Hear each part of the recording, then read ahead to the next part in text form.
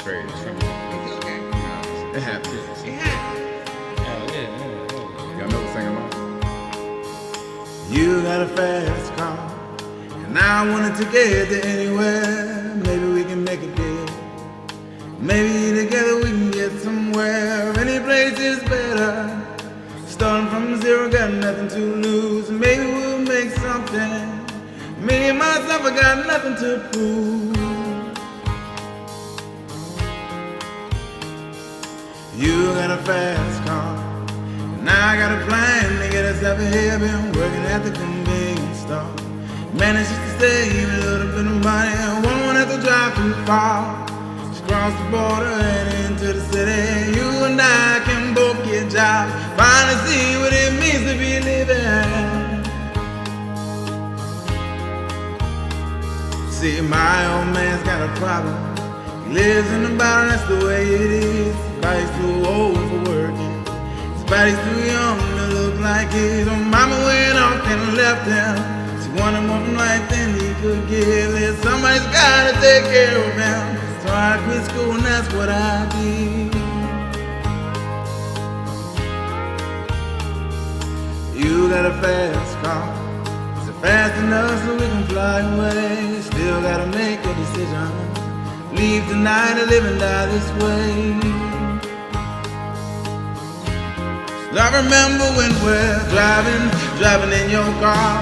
Speed so fast, I feel like I was gone. Sweating out before, so your arm felt nice wrapped around my shoulder. And I had a feeling that I belonged. I had a feeling I could be someone, could be someone, could be someone. Yeah, boys, L3, you know what I mean? You know, that was a little karaoke session. That's what's up. I felt little different. fast car karaoke. Yeah, you know, Yeah. that's a nice Yeah. little vibe right there. Yeah. Nice little vibe right there. It's giving me like southern vibe. Yeah. Country, earthy. I gotta work on that one some more. But yeah. No, I just meant the song in general. Like, Oh yeah. The song, song. Yeah, that's a cool song. It's actually a really sad song. You didn't. Yeah, I kind of started listening to I words thought more. it was just like listening, an yeah. upbeat song. Yeah, I think like, you did never- a great job, by the way. Yeah, you did. Appreciate it. I was trying to listen to the. I was like, Yeah. So because I was I've been mush mouthing. no. No. But No. that song is actually kind of sad. It's Yeah. her talking about kind of wanting to get out of whatever area she lives in, right? Yeah. And then dealing with life's problems, dad's alcoholic kind of situation, right? So she meets a guy. It's like, oh yay, think life is starting to look better. We can go do stuff. We can go You got a experience fast the car, get me world. the fuck out of And then here. it's kind of like everything transitions. She ends up with the same life her mom had. Mm-hmm. That's So deep. it's deep. It's a lot of writing for a quick song. She did Yeah. She did a Still whole Magnolia. thing. Yeah. Interesting. Yeah, and we only did half the song, but I mean Right. that's check out Fast Car for you. Because I never really listened to the words until I was Listening. you to just the knew words. you got a fast car. That's all you knew It's about. like it. a just upbeat. like- It seems like upbeat. Yeah. But like you listen to it, it's like Wow. it's like someone losing hope, losing their dreams and stuff like that. Yeah, it's Yeah, kinda, that's deep. yeah. Like she had it, but the other person didn't. And but yeah, this is a little sad joint. But here we are. Yeah. This is episode 14. 14? Yeah. Episode We on 14 on 14. God. 14 on God, y'all. Absolutely. Who is this guy? This is L3, yo, from the future. Say Simply. word. And you already know it's your boy Pinpoint the Guy, a.k.a. Gloria's only son, Yerp. a.k.a. Tony Pepperoni, Yerp. a.k.a. TKBX1, Yerp. a.k.a. Fuck You Say to Me Whore, Yerp. a.k.a. Thick Dick Nick, You're a.k.a. Will Nye, the highest guy? whatever you decide today. I think I'm going to be Will Nye, the highest guy today. I think You're that's probably what it is anyway. Alright. You already know what it yeah, is. it's And the highest guy. who is this? The one, the The only, Marley motherfucking Quinn. Oh, shit. Lord of mercy. AKA the Lord debt of mercy. collector. Oh, welcome back. AKA Kyrie Strong's mom. Hey, Yeah. yo. Round of applause. AKA. Okay. AKA. It's not the exact AKA, one. one more AKA. I am her. Let's go. Oh, Hey. shit. Yep. All right. She is. Yeah. It's Let's try this one. been Let's see what- a few That's not it. days All right. since the last pod. Yeah. Maybe a week. What's been up with you? It has been busy. I am tired now. I haven't gotten much sleep. Not because I can't sleep, because if I lay down, it's a wrap. Which you guys saw today. Yeah. If I lay down, it's a wrap. But it's been eventful. One of the things I got to check out was Top Golf, which I didn't even know was in Baltimore, and I also didn't necessarily know that was a name brand. I just thought that's just where you just have the top the top joint, Yeah. But you don't actually have to be on the top floor. No. So yeah, there's that. But have you guys been to the one in downtown Baltimore? Yep, we have. Yeah. See, I didn't even know it was there. So I went there this week. It was pretty cool. At nighttime, it's pretty nice because they got the lights going on, the ambiance. You got the bar and everything like that. TVs everywhere. It's pretty cool. I suck, but it's a pretty cool experience.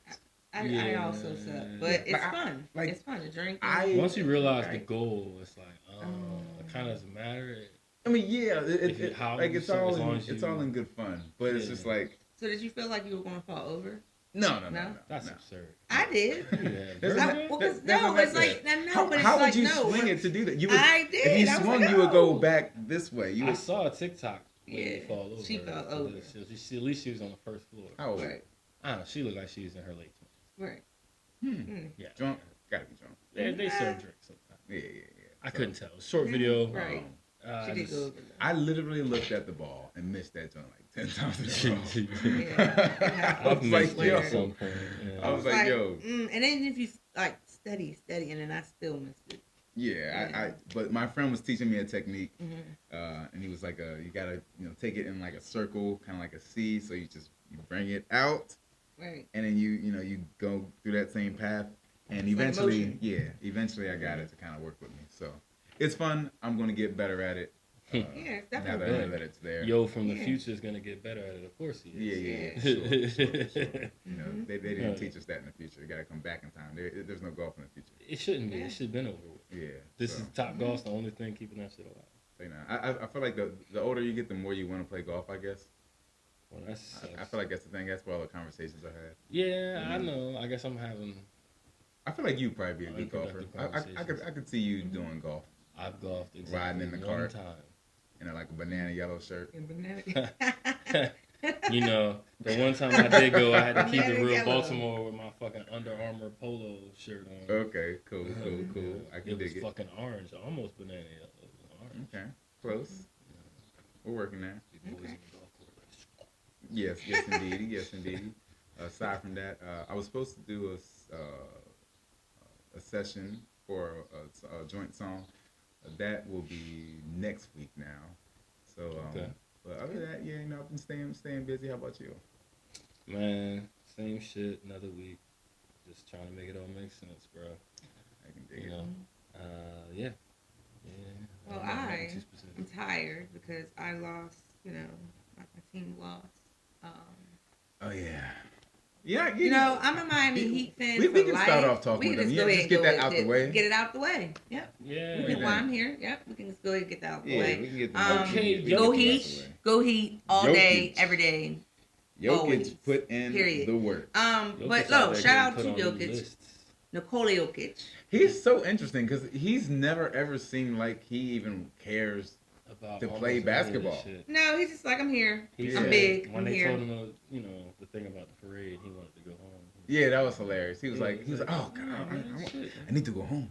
Yeah, that's wild. Yeah. Like I feel him, but that's kind of to me. So I was watching one of those sports shows, and JJ Redick brought up the aesthetics versus actual dominance. Yeah. Okay. And it was funny as I was like, oh, like when you compare it to like Shaq or something. That was exactly the point because on that segment they were trying to everyone was supposed to pick their favorite big man in the league ever. So Stephen A was like Shaq. Right. And JJ was like, yo, you're saying that because of the way you see it, like it looked physically dominated. Yeah. Well, he was saying it was more dominant, right? He's like, bigger and stronger. So he was an imposing force. Right. He's like, but the way that Jokic dominates is different. Yeah, He's not but doing it is with still bulk size. domination. He's doing it with multiple categories of stats in every game, affecting the game entirely. So it's like, you know what I mean? You're talking about what you like seeing versus what's actually fucking happening. Yeah. That's where the aesthetics comes in. You know what I'm saying? So but we were kind of talking about that because he looks awkward doing a lot of shit, but he doesn't care as long as it works. It's like angles. You talking about averaging and triple double and shit, right? It's all about. It's not about looking cool or getting the most anything.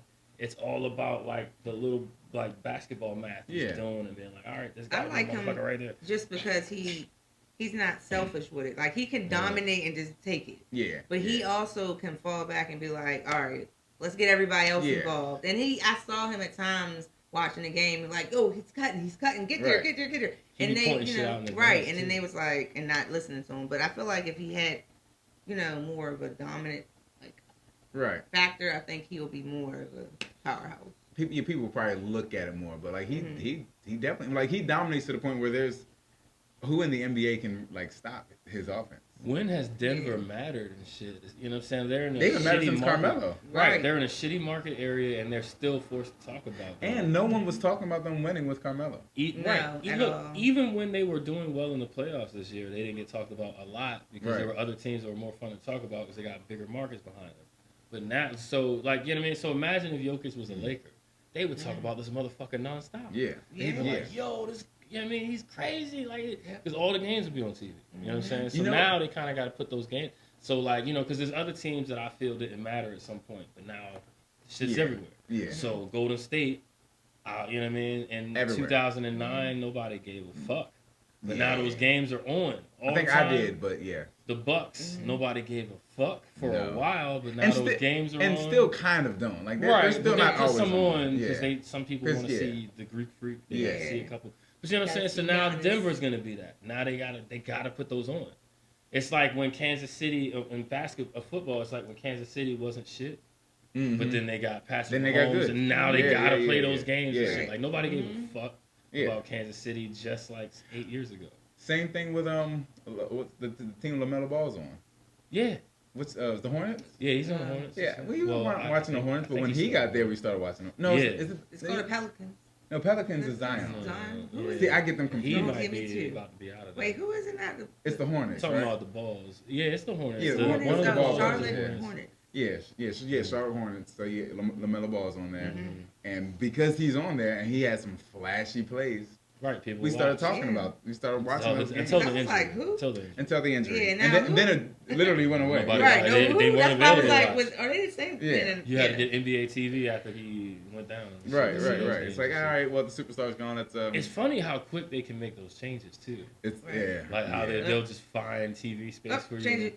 Take one of the old guys out, like See, that's what I like about Charles Barkley because he acknowledges it like real time. Yeah. He's like, why are we talking about these Lakers? Who is watching the Lakers game? Right. Why are we talking about the Lakers? Right, Hey, like we gotta talk about the Lakers. Right. Like, God damn it. Just a big money market. Yeah. So sorry that the Heat lost. Yeah. You know, it went the way it was supposed to go.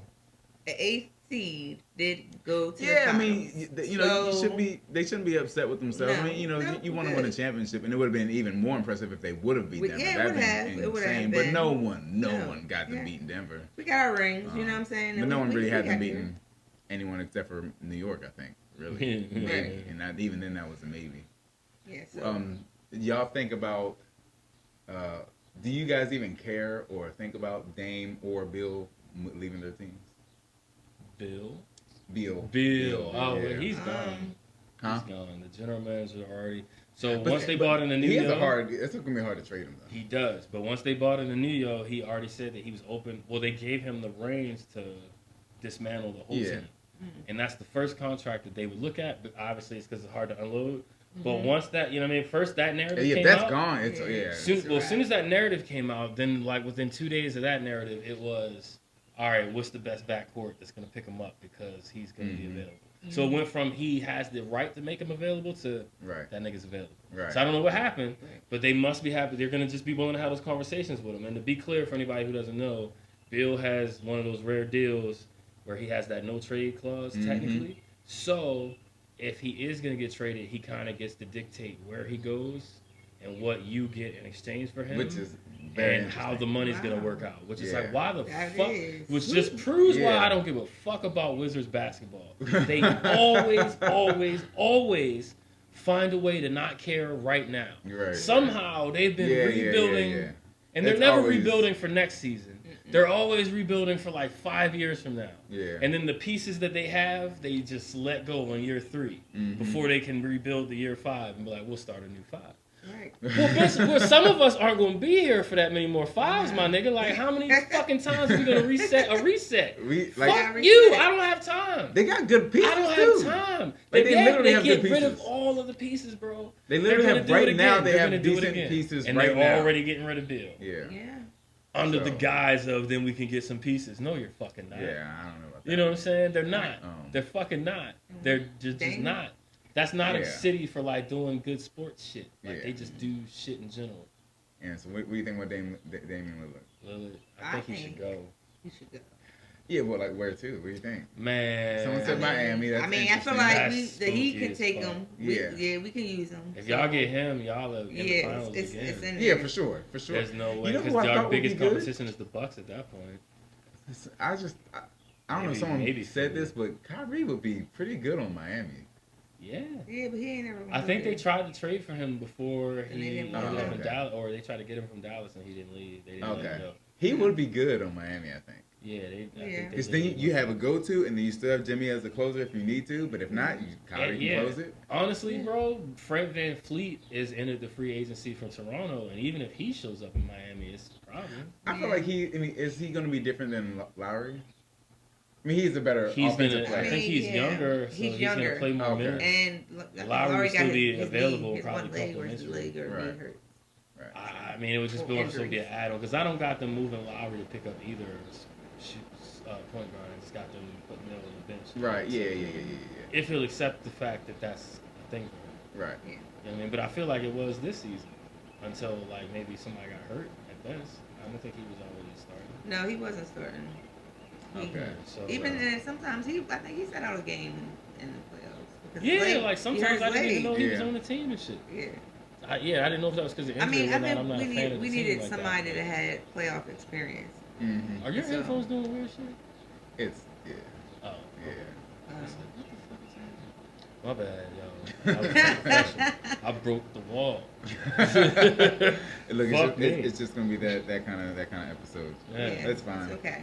Yeah. I mean, I don't even have headphones, so. Oh, and by the way, we should probably do your Marley moment because I think I gotta do, because I'm a busy debt collecting. You know what I'm saying? And so anyway. So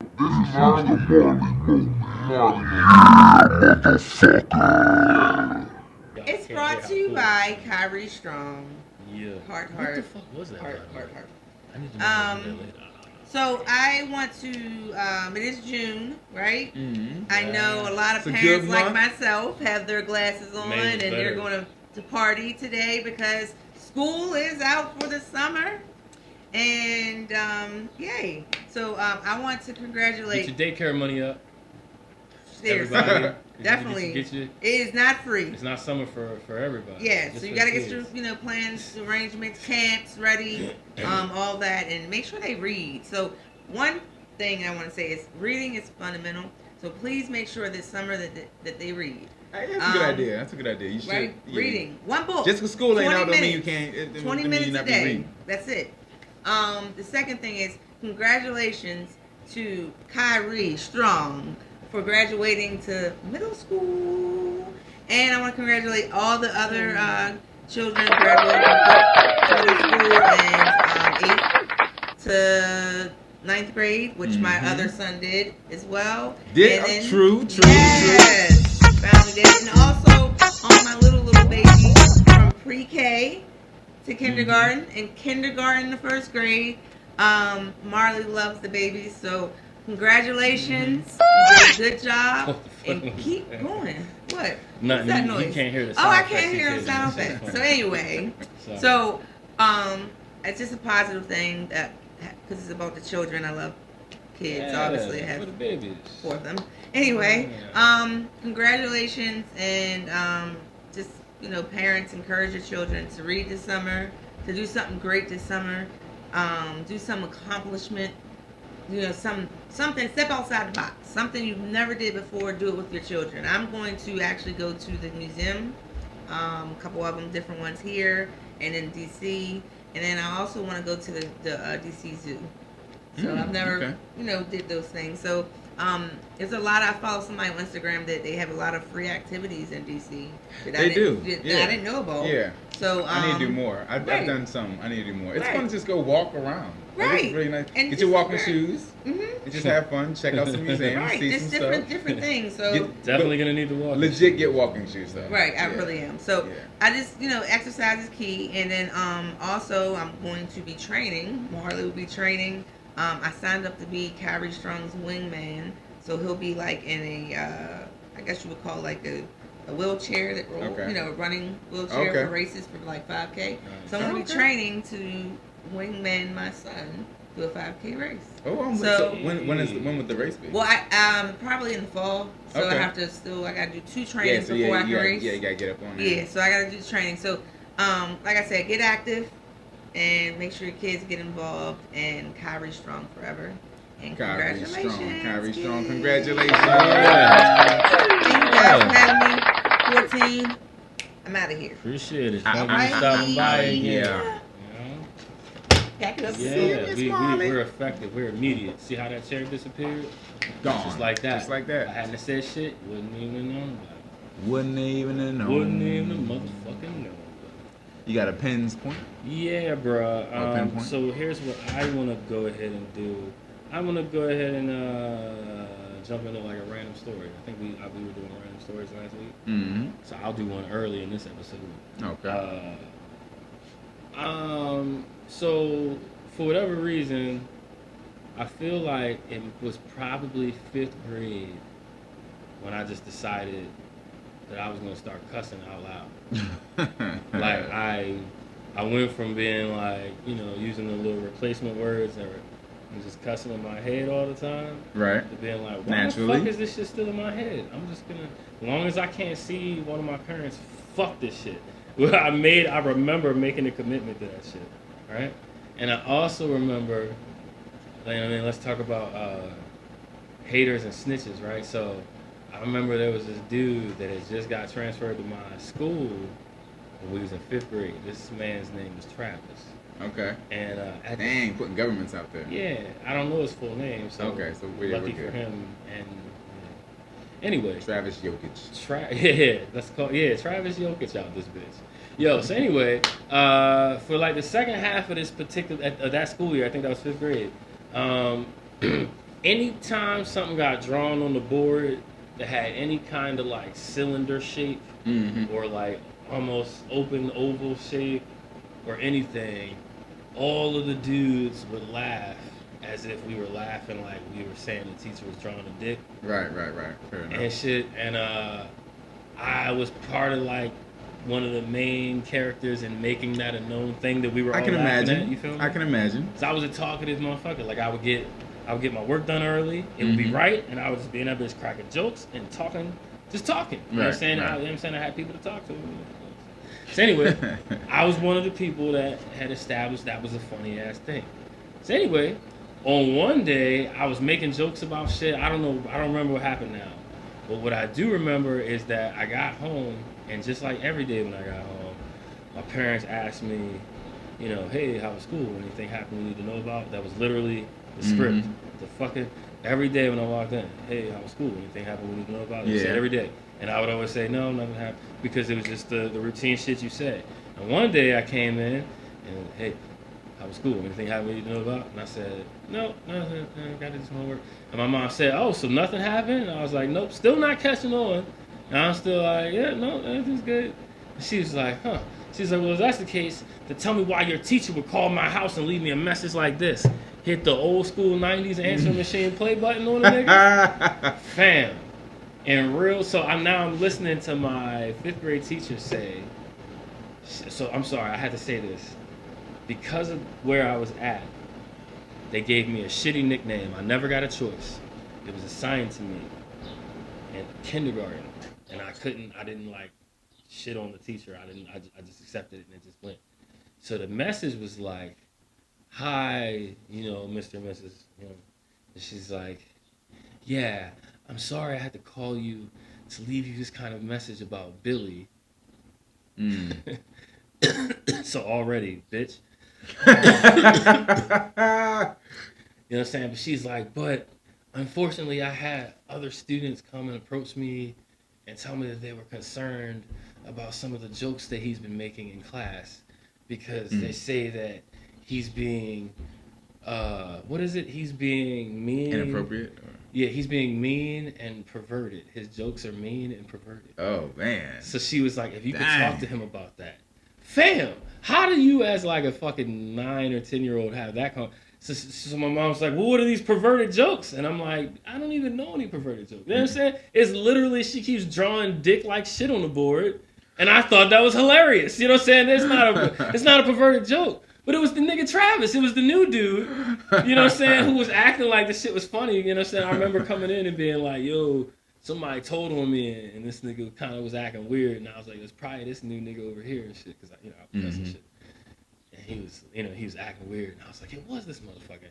I remember, he was like one of the tallest yos. And I was like, I'm gonna knock his big dumb ass out. I was so fucking mad. I got in so much trouble. The teacher called. You know what I mean? Because I would get in trouble, but it would be for like talking or maybe like a little fight or something. Right. But it was never like, no, that was weird. Like, it's like I wasn't doing nothing that nobody else in the class was laughing at. Yeah. You know what I'm saying? Fuck him. Like, fuck him still. So he's a new. So maybe he came from somewhere like. I don't know. Like, I was trying to rope yo into the joke and shit, and yo went and told the teacher like, fam, I don't know if he didn't know what that was gonna turn into, but like, you can't say no shit like that to no teacher. She's fucking called. You know what I'm saying? I was mad as shit at yo. Like, I was about to. Must have been somewhere like super religious or somewhere. I don't know where the fuck that man came from, but that shit was irky, yo. Anyway, the funny part of the story was supposed to be that just randomly in 5th grade, I remember deciding like, I'm gonna just start cussing. Oh yeah, like, you went on a whole.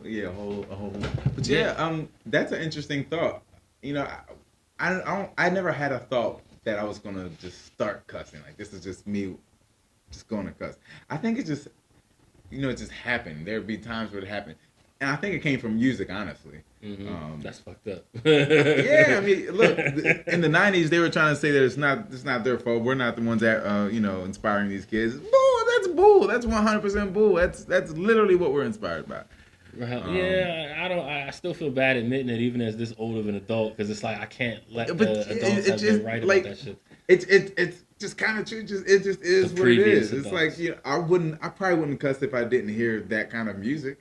Maybe. Or watch those kind of, because those kind of shows weren't super heavy then. I watched so for me, I was watching all of the crazy movies. But I was watching Players Club and all that kind of stuff too. So there was that, but it was like this putting it in music almost makes it more conversational.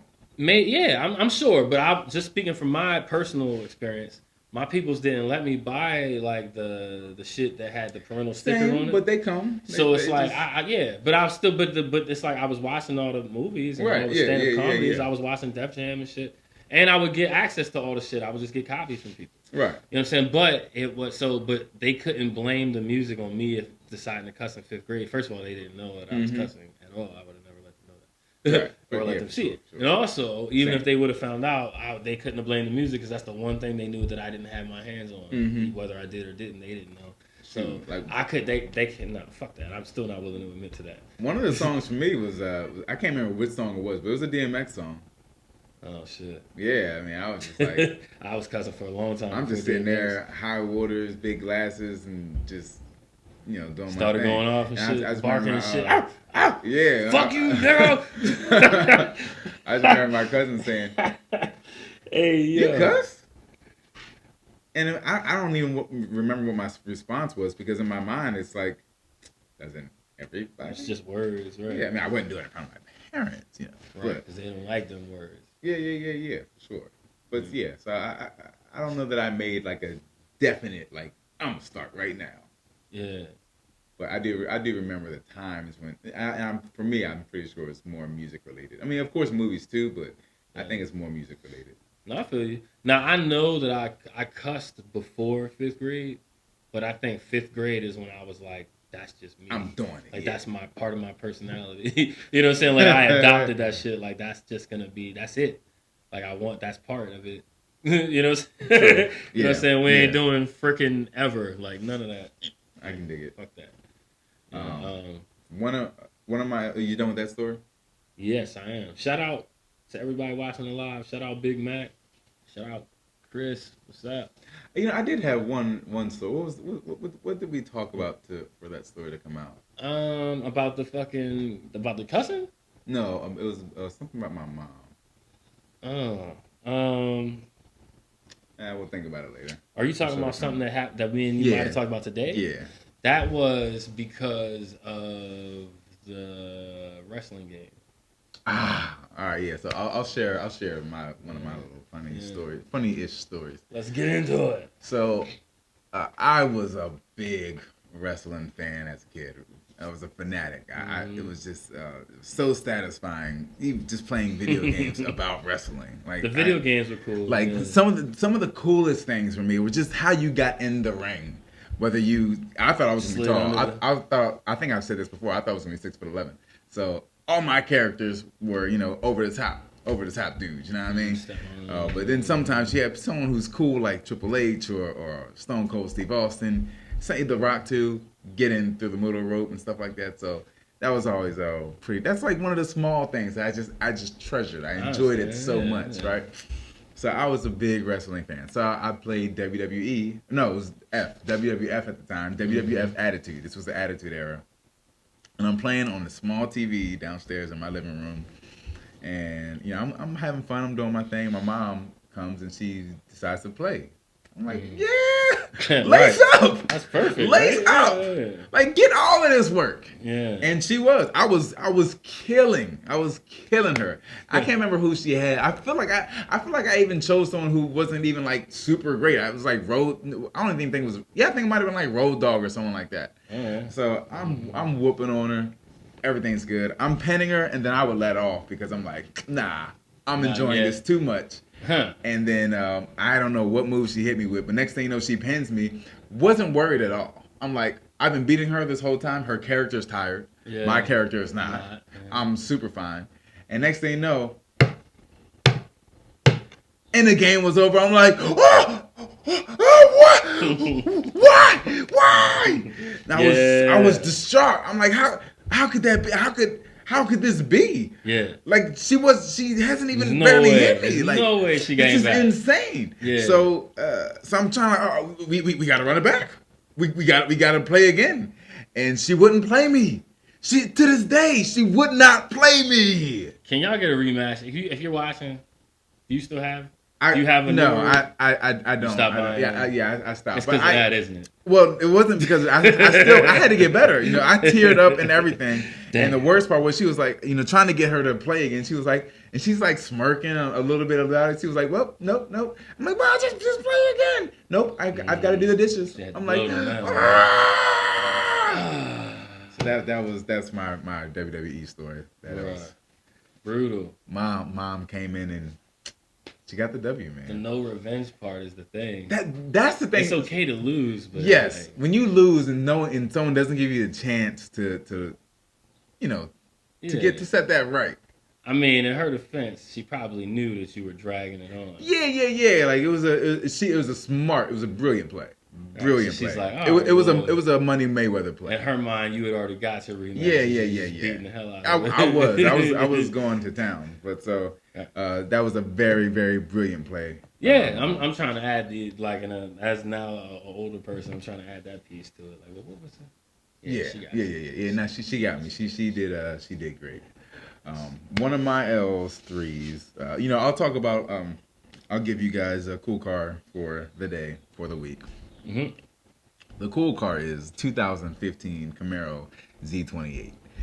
The reason why Camaros are cool in general for the most part, but the reason why this one in particular was cool was because it was probably the most racetrack focused Camaro of the time. You can kind of go back to the 60s and 70s when there was really that kind of racing where they were kind of like street cars. But 2015, it was low. It had these dope wheels that you could only get on that car, which is always awesome. And it came with at 427 cubic inches of LS power. Now this motor I loved so much because it was in the Corvette Z06, C6 Z06, which is one of my all-time favorite cars that I still need to get. The Z06? Yeah, Camaro Z06 is one of my all-time favorite cars. I think I fucked with those. Yeah. That's like that car is it for me. Like I know that the interior isn't the best, but I'm recently starting to care about interior. But it was that engine in that car. It's just perfect. So they put that engine in this Camaro, which is a bigger car, but it's got big wide wheels, wide tires. I think it might even have like little fender flares on it. Came with sticky tires. You could get it without AC. I wouldn't. I'm not that. I like race cars, but just go ahead and give me that AC. Yeah, it even didn't come with. And that year they had LED headlights like a lot of cars do, right? But in that year they put just the regular kind of bulbs in. Like this was just meant to go racing. Stiff suspension, probably not that comfortable to ride in. But that's my cool car. Horsepower wise, it was 505 horsepower. Torque, I believe it made like 460-ish, something like that, 481. So it made 505 horsepower at 6,100 RPMs, 481 foot-pounds of torque at 4,800 RPMs. I believe they only came in a 6-speed manual. It was just a really, really good car. I'm actually wondering what the final gear ratio was. Final gear ratio was 391, which is pretty cool. So that it was just a rowdy car. So that's my cool car of the day, the week. Nice. For episode 14. For episode 14. Word up. That's cool. Shit, y'all Google those. Everything we just talked about. Take a look. It'll make more sense. For sure. I would put the little images on the footage in the future, but I'm probably not going to remember to do it. So if y'all just Google them, Jonks. Starting price back then was $75,000. Okay. Shit. Yeah. Word. All right. Marley Quinn is officially outside of the building. Outside of the building. So. Nice. Change the lighting in this motherfucker. Nice and bright. It's dope. Yeah. I don't even know. See, boom, beautiful LEDs. You know what I mean? It's awesome. Yeah. Awesome work. So that's my cool car for now. You got another pinpoint? Yeah, man. So we're running through pretty quick today. We are. That's not bad. I saw this thing floating around on the internet. It's not breaking news. I'm sure a lot of y'all watching this may have saw something similar. It says that there's been no hip hop song or album in 2023 to hit number 1 on the charts yet. No hip hop album of this year. Of this year or song. What are we in June? Oh, no song. It's already June, like late June. I feel mid to late June. Okay. So what song has been really cool? You're asking an old ass first of all. Not that old. But also, I don't really listen to the radio that often, so I guess I wouldn't know. But normally it finds its way to my ears. Agreed. So I mean, yeah. So it's like who's been dropping, but also they say that not only is that a thing, but that's the first time that's happened in 30 years. Meaning that hip hop has been that present for 30 years at least strong, that this is an abnormality. So is it because of just the lack of some of the veterans dropping recently? Is it because people aren't clinging to those people's music anymore and the new people haven't got up enough yet? Or is it just a bad time, like nobody put out any music during that 6 months? I wonder if we are... I don't know, but I wonder if this year... What do y'all think in the live? What do y'all think? Wherever you at, let me know what y'all think too. I'm sorry, go ahead. No, you're good. Maybe we are... I feel like we are right now way more focused on the person than the music. So I feel like celebrity right now is just like such a... It's always been like a big thing, right? But that's the only thing that I'm hearing in the news, not necessarily big songs. I mean, now people are talking about... I can't think of a young lady's name right now. But so there's a young lady who's people are really liking her album her project that she's dropped. Janelle Monáe, is it Janelle Monáe? I think she dropped a project recently.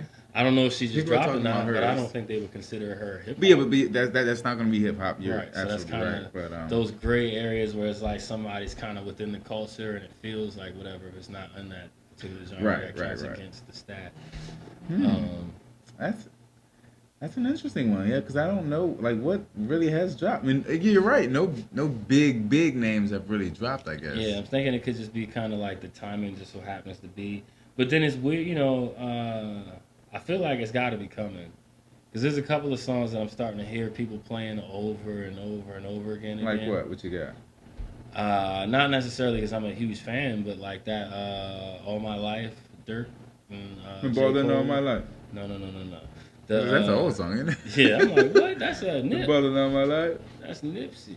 But no, the Dirk and J. Cole with the little kids singing the hook. Oh yeah. Like that, people keep playing. All my life. And that's gonna be good on like commercials and all types of stuff. So probably, I guess, maybe. But I keep hearing it a lot, so I'm guessing. Because I felt like him and YoungBoy was supposed to drop initially around like on the same day, plus the other and then it was like a thing, and then they didn't, or they did. I forget what really happened there, but I was surprised to hear that after hearing that, because I felt like that was some of the more popular motherfuckers, and I'm like, well. Yeah, I mean, I think you're right. I'm trying to like see if I can see. I don't know how long it takes for something to get to the. I'm trying to see if I can find something that's super poppy or super popping, but. Yeah, I'm not totally surprised. I guess it was bound to happen eventually, but it's wild. You know what I'm saying? It's like that 30 years is a strong amount of time to not go longer than 5 or 6 months. Whenever this, I mean, hip hop has been the culture. Yeah, it's really been the culture. Yeah, because it forced its impression onto other, I guess, cultures and other types of music and shit. I just thought that was really wild. I didn't like try to double fact check it or nothing, but I've been seeing it all over the place, and I just think that's crazy because I couldn't find a thought to refuse it and be like, nah, so and so, best I had was what I just said, but I guess that was too recent. Or he's not that like that right now. I don't know. I'm not sure. That's an interesting thought. Yeah, shit. Well, just something I wanted to float out there. You know what I'm saying? It's not really a good way to debate it, except for trying to rationalize why it's happening. Pull stuff out. I mean, I guess because Kendrick dropped. That was the end of last year. Was when Kendrick dropped. Yeah, was that the end of last year? Mm-hmm. Maybe longer ago than that, actually. Okay. Well, yeah. I guess somebody got to come on with it.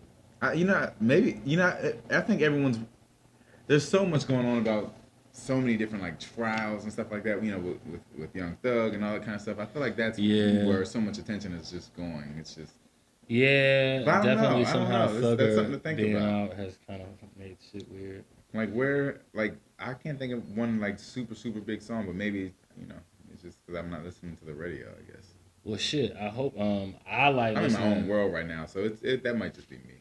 I like playing that Scarlet jump. Back the fuck up. Get the fuck back. That's just cool. See, I haven't. I've watched her interview, but I haven't heard her music yet. Yeah, I've only heard like 2 songs, but I like. There's one with like Benny. I think it's one with like The Butcher and Jadakiss on it. Okay. Something like that. I was surprised to see them 3 together. Jadakiss is like, so he's not underrated, but in some ways he's underrated. Like, well, yeah. Like he pops music off like almost every year, right? But he'll pop up randomly on somebody's song because people that want a good rap verse know that he's a really good rapper. Right. You know what I'm saying? It just depends on what you're looking for in your song. I've never been a person that could sleep on him because of just when he came out versus when I was listening to music. Yeah. Like his shit made a big impact on me. He's still relevant. Yeah, he still is. He's still hella relevant. Which makes me feel good that I fucked with his shit immediately because it still matters all these years later. Yeah. But literally, like I was listening to, I think you told me a story recently about when you had wrote some music for one of the first times, and ironically for me, I did something similar, and it was around the time when I heard when one of the Lock's first songs came out. I think it was in 7th grade. And these motherfuckers put out that Money, Power, Respect album. And so, If You Think I'm Jiggy came out. And then the second single was Money, Power, Respect. And that joint had DMX. Money, Power, Respect. Yeah, that was a good record right there. Yo, when that shit came out, I literally was like, yo. Just like in 5th grade when I decided I was going to start cussing like all my friends. And when I heard that album, I was like, yo, I'm going to be a rapper. And I came to school the next day after I had watched some of that shit, and I told my 2 best friends at the time, I was like, yo, I'm gonna be a rapper and shit. And they kind of laughed and was like, word? And I was like, yeah. And I was like, y'all down? And they was kind of laughing at me and shit. And I was like, all right. I went home that night. I wrote 3 verses to, I don't even remember what beat. I wrote 3 verses, one for me and one for each of my boys. I came in the next, it was 3 niggas in the locks. Right. I was like, well, fuck it. My best friends, I got y'all. Y'all don't even gotta write nothing. I'm on it. Wrote out some shit that I thought was dope in my little 12-year-old head. Or whatever, 11, 12-year-old head. Came in school. Gave them niggas their verses, re-explained it because they was looking at me like they didn't know what the fuck I was talking about. Like they totally forgot about all that shit. And I'm standing there feeling dumb. They both looked at them shits and was like, nah, I'm good. I think the one nigga laughed. I'm like, that's fucked up. I'm like, that's alright, yo, I'm gonna be a rapper, you'll see. And that's true and not all at once. And ironically, one of the motherfuckers I'm talking about was just here a couple of shows ago holding the fucking camera over. That's right up the street. Oh, shit, cool. You know what I'm saying? Cool. Still cool with yo, but yeah. He definitely did not accept that verse. Yo was like, nah, I'm not. I didn't say I wanted to be a rapper. I was like, I guess that's fair. Yeah. You know? Only well, you know. It's like I thought we talked about it yesterday, but you're right. I guess you didn't really technically say yes, motherfucker. She could have told me that before I wrote a whole nother verse. Never really complained about that, but if you're watching, could save me some time, bro. Yeah. That was like homework. Yeah. Yeah, you didn't even. I don't even think you really looked at it. It was good. I think. At the time. You don't have them anymore? Hell, that would be so actually, I might. I still have a lot of my first. I'd be interested. Yeah, if you, I don't think I need to hear it, but I'd be interested if you did have the first rap that you ever wrote. I don't think I have it. I might actually, yo. I really might because I used to have it memorized. Because the first one I wrote, like not in the 7th grade. Like I gave up after they gave me shit. Like I wasn't really writing a lot, but I started again in like 9th grade heavy. And I feel like the first one I wrote the summer before 9th grade, I knew it for a really long time because I recorded it sometime when I was in 11th grade. One of my homeboys decided to become a DJ up the street. I literally went in this motherfucker's basement, and it was like the first time I ever recorded a song. This is pinpoint trivia. If anybody, you know what I mean, will follow me, yo, nobody knows this. Y'all get some extra shit. Fucking the first time I recorded a song, it was right up the street from where my dad's at right now. And this motherfucker's name was Ray. And Ray actually was in the 11th grade when I was in the 9th. Ray had literally a turntable and like a tape deck or some weird shit hooked up to it. And he had a microphone draped over the fucking laundry line, like the wooden stick. Before it was cool. Yeah, it was just draped. Right, it was literally for necessity. He had that shit draped over the fucking wooden stick. And he just like queued up the beat and was like, all right, yo, rap. And he put on the Wu-Tang beat for me, the Cream beat. I think it was, or no, it was the Cream beat. It was either the Cream beat or Candy beat. It was also simple. And I was going to play, but I was like, oh, first verse. It's cool. I remember, and at the time, I remembered my first verse I'd ever wrote. So even though I had newer ones, I went back to my first one and dropped it. And he actually put out mixtapes. Like tapes. Like this motherfucker made cassette tapes and came to school the next day and for the next couple of weeks and was like, yo, I forget what his DJ name was, but he was like, yo, got that such and such. You know, it's got that new, it's got my man on there and I'm on the back of the bus with him like, yeah, yo, I'm on number 5. If you are in shit. School, that could be a real dope way. Like if you are doing music in school, that could be a real like thing. Yeah. Like, you could really like, and people will if remember. you had someone who's like, yeah, I guess no one's doing mixtapes exactly right now, but you actually could. Like you have to download this in order to listen to this person that you actually know. See what the person that you actually know is talking about. That could be pretty cool. Yeah. If you're in school, that would be pretty dope. If you guys are wondering why you hear so much noise, we decided that it feels so good out, we should have the doors open. Might not have been the greatest idea for sound quality. Yeah. But y'all will be able to rock with us. But it we just wanted to breathe nice. a little today. It feels lovely out. Yeah. So one of the things that I have before we get up out of here, what do you think about this this bridge collapse in '95? Bruh, crazy, right? So yeah, man. First of all, it doesn't seem too crazy. First off, I didn't know that it could happen like that, but it seems like almost luck that no one got hurt. I thought I saw an article after the fact that said there was a body found in the trucker. I didn't read the full article to see who, but I saw a caption that strongly said like a nigga died, and I was like, damn, that sucks. Because honestly, I was surprised, like you just finished kind of saying that no one had, as a result of the pictures I had seen. I think that shit's crazy. If I read correctly, it was the heat of the tanker that was burning under that made that shit give. Yeah, so people started talking about the quality of the bridges and the fact that it was like a poor build quality. I don't necessarily. I think the way that they explained it can make some sense. Just honestly, I think no one expected there to be a tanker explode or have such a crazy fire underneath of that bridge. So I think that was able to go on for however long it was able. Right. I don't think it was an issue of poor quality or poor build quality. I don't think that was the case. I agree with you, and I also have a sidestep from that agreement where it's going to sound like I don't.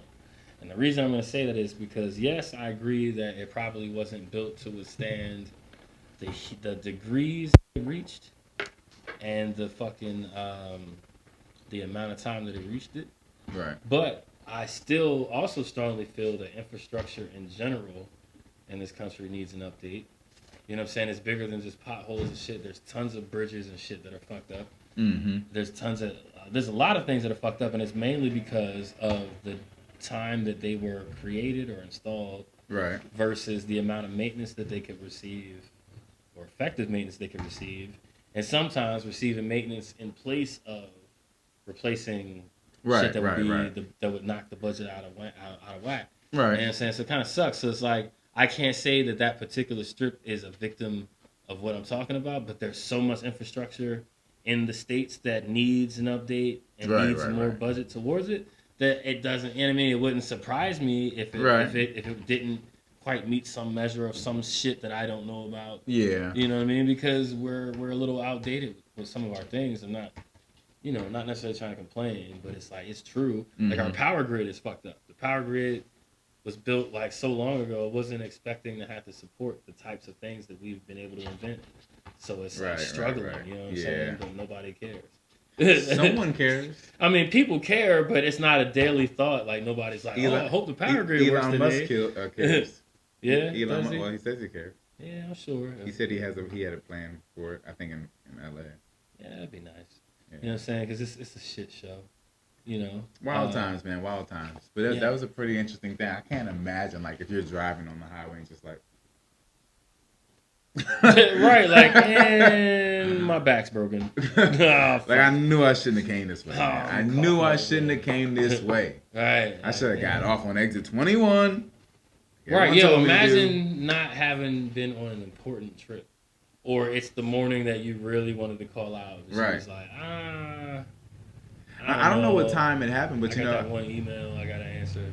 I used to drive trucks, up through you know what I mean? Like, right. That's the main job you wish you would have called out. Yeah, like I mean, now granted, if I'm driving a truck in that direction, I'd be working in that direction. I'd be working in Philly or something like that.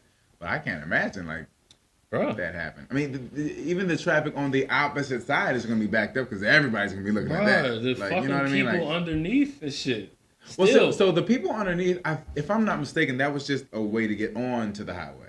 Yeah, it was either on or off. Well, if you were about to get onto that ramp, and you pulled up to a melting tanker, you're already like, yo, what the fuck? And if right as you try to throw that bitch in reverse, you see like, you be like, yeah, like yo, what the fuck? Like yo, I'm not coming to work. Yeah. My fucking route is wrecked. Right. But also, fuck that shit, man. Almost, you know what I'm saying? Like it's so many it's like it's Resident Evil on the fucking entrance ramp and shit. Like I'm out of here and shit, bro. I'm not coming to work all week.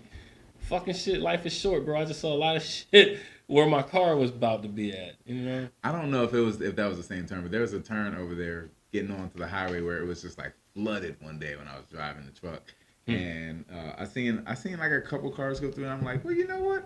I'm in a rig. I can make it. Nah. And I did. I didn't have an issue. But it was still like, there was a car that was stuck there. There were some cars that were stuck either underneath or like just past. And as the truck was driving by, I moved their car because the waves of the water and the water had kind of lifted part of their car a little bit. So as I'm driving the truck through, it's moving their car. I'm like, oh, my bad. Yeah. But I mean, it's too late. It's probably total, you drove it in here and you clearly didn't get out. It's locked up. You know what I mean? they're probably gonna total it. But it was just so interesting because I never even thought about it. The fact that I could just drive through and just move this car without touching it, just because there's so much water. Yeah, that's crazy. Yeah, that was a crazy scenario. Good times truck driving, you know. Yeah, yo, I'm sure there were some. Yeah. Sure. I don't know. I also hear there's a lot of like times. You know? A lot of those. I mean, you know, it's easy to make the best of. It's just like, you know, it's hard to have a life, you know, if you're always on the road. Yeah. But you know, that's kind of what everything. It's kind of, you know, music's probably going to be a little bit like that. It's a different kind of thing, but you know, you're always gone. But you're living a life in a different way though. So. Facts. Speaking of music, shout out to my boy Neal on the live. I appreciate you popping in, bro. Neal is a big friend and supporter. He has a question that he posed us, but first I want to mention that Neal is a dope ass tattoo artist. Okay. Holler at me if you're looking for a dope ass tattoo artist, especially if you're in the Baltimore area. Neal is dope as fuck. Neal also makes beats. A little louder. Yeah, Neal also makes beats. He made some beats that we have used, including Ain't Losing. To answer your question, Neal, if you are still there, I actually think I know not a lot, but a couple. I kind of know Made It For Me, if you know that joint. We need the question. And I kind of know Ain't Losing, which is one of the beats that we got from you. The question was, what verse, I'm assuming it's for me, was what verse of a song do I know best out of something that I've done before? Out of yours? Yeah. Okay. Out of songs that exist. Which one you thinking? Keep blocking me out. Made It For Me is one that I kind of know because it used to come up at shows a lot just because of how the verse goes. Mm-hmm. You know what I'm saying? Other than that, it normally is whatever's in our current performance rotation. Right. That I remember the best. So, and it typically tends to be like one of our little singles that we got out. So I kind of know. I don't even want to say, but I guess I technically would know like the big one. Like right. But like Made It For Me, I kind of always know just because of how it came to be. You know what I'm saying? So I feel like man's still here. Appreciate you still being here, bro. I feel like if I had to say what the one for me, for me it's two. So Dreamers, I feel like I remember those verses pretty good. Mm-hmm. On the song called Dreamers, if you haven't heard it, check it out. It's on Forbidden Fruit. You'll definitely YouTube, check this shit out. Anywhere. But one of the ones that I remember the most is actually on our latest project, which is What Do I Do? The rap verse in that. For some reason, that one is so. I'll get on stage and probably just wreck it, but that one is so. It's so easy for me to remember, but I think it's because of some of the change in the inflections, I guess, maybe. And it's a story. You know, it's an interesting story, I guess. So the change in your inflection and notes as from musician to musician, I will agree with you that helps the memory like key in because it's like you know that thing's coming. Right. And then your brain kind of associates it to other music that's happening at that time. Right. But in this case, because I've listened very closely to those lyrics because it's been performed, I'm gonna give you very heavy kudos on the storytelling because I feel like that shit flows. And as a person that writes raps almost constantly, nigga, that shit flows. Like there's no question left out about what's happening if you're actually listening. And at the same time, I don't feel that it's overtold. Like, all right, nigga, get to the point. Right, like, you know what I'm saying? I feel like it was right in the like. Man, I appreciate. Damn, that. I feel like I was there. Like this motherfucker really coming from one of the best rappers. How this whole thing went. Like it was on. Like he went live and was like, "Yo, I'm about to go holler at this bitch." And then just, you know what I'm saying? Like I felt like I was there. Like I rode you up there. It was like, all right, yo, just go ahead. Just go. You know what I'm saying? Like it's. So I think that probably speaks to how you can remember it because in order for you to write it that way, your brain knows the story. Yeah. So you already know the story. You just has to like rhyme that. Right. And you're the one that wrote it, so it can't go away. You know what I'm saying? Those are kind of the good ones. Like that's kind of what I was saying about the verse that I know. It's not because of any of that cool shit. It's because of what I was doing while I was writing it. Okay. And the creativity that I felt was being used for it. You know what I'm saying? Okay. So Made It For Me is one of those. And if a person hears it, they'll be like, eventually, especially if you are familiar with, you know what I'm saying, like the background of music that I kind of fuck with and that people like me fuck with, then at some point during the verse, you'll be like, oh, I see what you did there, you little fucker. You know what I'm saying? That's why I can remember it. It's for the same reason that somebody would be like, oh, okay. Is it a pinpoint or is it a Gawd? It's a Gawd. Okay. When we close out, we're gonna listen to that. I got it right here. Made it for me. Who's the first one on that joint?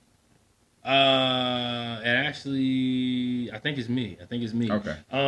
Where you at, Neal? You still I still got the crib where it was at. I'm not there at this moment, so I'm just trying to. I don't know, but because I might be reading this late. But yeah, I think technically normally I'm down the street from you. Yeah. What up, Neal? Oh, and by the way, I didn't give y'all enough information. So you can check the comments in the live on Facebook if you want to find Neal, because I'm telling you, he's a dope tattoo artist. He's a dope artist in general. Like, he can draw you up some album covers. Like, he can draw whatever the fuck you need. He can do a big ass painting for your living room. Like, I've seen it. He's got like amazing shit. He's got like a fucking freehand Jack Nicholson, and it's all like blue and yellow and different. Does he sell his artwork? Like, you can put like a frame, that's something like a frame, put it on the wall. He does. He sells his artwork. He does the whole thing. He's a real artist. But what I didn't tell y'all is how to find him. So you can find him in the comments of this live, because I believe he's been commenting. But also, I will tag him when I put out the footage, and also inbox me, and I will put you in touch with him if you find this on Instagram or YouTube, or Facebook, wherever you find it. If you just message our account, I will get you his information, because the man is great at what he does. Dope. So just wanted to put all that shit out there. You know what I'm saying? Yeah. So both of us and shit. True. So all right, Neal said, let's talk some hip hop shit. What you want to talk about, bro? Throw a question at me. Some hip hop. We'll make some hip hop shit our one of our last points of the night. I don't have to consult my little list over here. Just and obviously I'm you're so much more knowledgeable with hip hop, so I'm the following along with this one. Man, I mean, you know. Yeah, I definitely for sure. But as far as like, depends on what era of hip hop, Yeah. But just hip hop in general, yeah. Like I like hearing your thoughts, because your thoughts actually surprise me, because there comes to a point where I'm looking at we've had these conversations where I'm looking at some of these, artists who have been all over the place, on billboards and top charts and all this kind of stuff. Yeah. And then I'll hear from you like, no, that lyric was trash. I mean, this was an issue. It'd be like, what is that? What is that? The fact that even went somewhere, what is that? Bro. So I was like, okay, so this is making me look at music just a little bit more, just a little more critically, I guess. Yeah, I can't. It's certain shit that just hits my ear wrong based on. I realize it's based on an exact culmination of all the shit that I listened to over my time span over and over again, and taught my brain that this is what good this is. Which this is what good hip hop is. That's pretty dope. Good R&B shit is. And after doing all of that, it's like, then when I listen to something that doesn't fit in those categories, I'll be like, well, then this is trash. Because my thought was, pocket of fun for it. My thought was, if it made the radio, this is a good song. So I should tell myself that this is a good song because it's obviously on the radio. It's obviously good. That's how I used to think. Right, but you're the consumer, so you get to be like, not for me, motherfucker. There are songs that's like I did not like, right? But yeah. Sorry, give me 1 second. I gotta go check on something. Do you think? I'll be right back, y'all. My bad. But regardless, so there are some songs where maybe I'm not necessarily a fan of, but because they're on the radio, this is how I thought when I was younger. That this is it's obviously a good song. It's like we have all agreed that this is a good song, and that's why I made it on the radio. But then you get older and you learn that that's not necessarily how the music industry works. So I really do enjoy hearing Pinpoint's thought on, or hearing some of his thoughts on some hip hop songs that I might think are genius and he does not, or songs that I'm like, and he's like, no, let me tell you why this is that good. Bro, so what I will say, because I don't really have like a good underground thought right now, besides like the people that I know locally that are doing dope shit, and shout out to all those folks, by the way. But the thing that I would say about like somebody that I saw doing some shit that's new to me is kind of the same shit I was talking about, I think earlier already in this episode, was that was the chick Scarlett. Mm-hmm. That fucking song, that like the full song, that goes to that video that her team had put out initially, where she's kind of rapping with the little kielbasa hanging from the roof, and she's like, "Fuck, I look like telling a nigga good morning," because she's from New York or whatever. The actual song that goes to that shit is cool. Like, the hook's cool. Like, we had all heard the hook on the little TikTok shit, but I was listening to her little vicious little lyrics, because I heard people making comparisons like, yo, she could be the next DMX.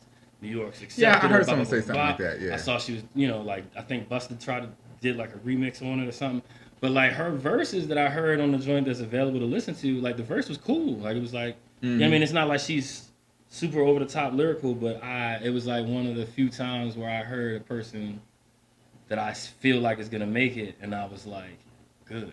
Right. She's kind of had like that cool fucking edge, and all of the footage I've been seeing, she seems like a fucking relatable kind of person. She's been through it. Weird way. She's been through it based on based on what I've been saying. She's been through it. But all of that just makes you more of a person to all the rest of the people.